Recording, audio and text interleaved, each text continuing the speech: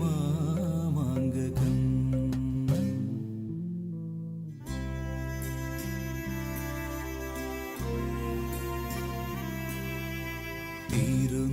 തീരുന്നവയാകും തീർത്ഥക്കുളങ്ങളിൽ കുളിച്ചൊരുങ്ങും നാടകം. ഓഹോ സ്വരലയ സംഗീത. ദേവി പെണ്ണേ, ഇന്ന് കിട്ടിയില്ലോ. എന്താ എന്താ നിനക്ക് പറ്റിയത്?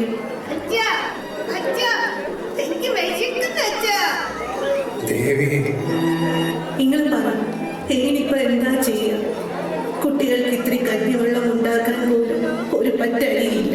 കുടിലിങ്ങനെ ആയാൽ കുട്ടികളും പട്ടിണി കിടന്ന് ചത്തുപോകും. ആ പെണ്ണേ, ഇന്ന് ഇങ്ങനെ ഒരു കുട്ടി കേട്ടിരിക്കുന്നത് അങ്ങ് ദൂരെ മാവേലിപുരം എന്ന നാട്ടിൽ ഒരു തമ്പ്രാനുണ്ടത്രേ. പ്രജകളുടെ ദുഃഖവും ദുരിതവും മാറ്റി അവരുടെ ക്ഷേമത്തിന് വേണ്ടി നിലകൊള്ളുന്ന ഒരു തമ്പുരാൻ. എന്റെ ഈ പറക്കുമുട്ടാത്ത കുട്ടികളെയും കൊണ്ട് നിന്നെയും കൊണ്ട് എത്ര നാളെന്ന് വെച്ചോണ്ട് ഇങ്ങനെ നമുക്കൊന്ന് അദ്ദേഹത്തെ പോയി കണ്ടാലോ? അതെ, പട്ടിണി കിടന്ന് ഇവിടെ കിടന്ന് ചാകുന്നതിലും നല്ലത് അതാ.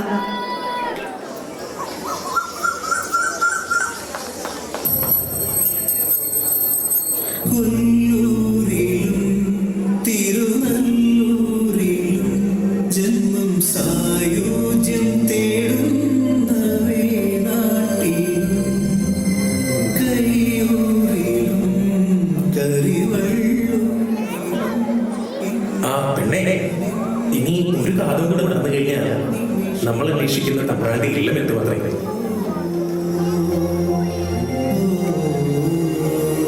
നിങ്ങൾ എന്ത് പറഞ്ഞാലും ഏനതനുസരിച്ചിട്ടേ ഉള്ളൂ.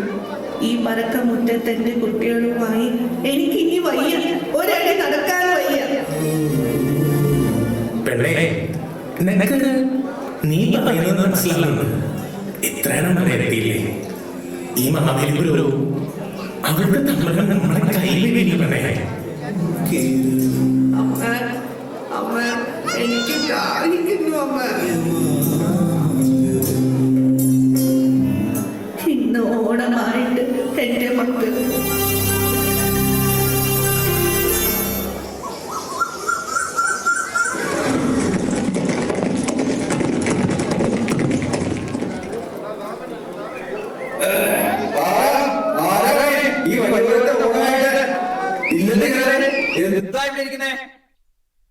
എന്റെ അമ്പ്രാനെ, അരുത് ഹൈ കണ്ടിട്ട് ഒരുപാട് തോന്നുന്നു. നന്നേ അവസരാണല്ലോ അവര്.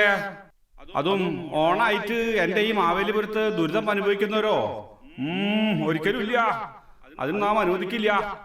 അടിയൻ ഒരുപാട് അകലിൽ നിന്നാണ് വരുന്നത്. അമ്പ്രാനെ ഒരു നാക്ക് കാണാനും സങ്കടം വളർത്തിക്കാനും വേണ്ടി വന്നതാണ്. രക്ഷിക്കണം, രക്ഷിക്കണം തമ്പ്രാനെ, കൈവിടരുത്. രമാ, ഇവരെ ഇവിടെ കൂട്ടുക. ഓണായിട്ട് ഈ കുട്ടികളെ കൂട്ടി എന്നെ അന്വേഷിച്ച് എത്തിയതല്ലേ. നിന്നെ നോം എന്റെ കൂടെ കൂട്ടണോ?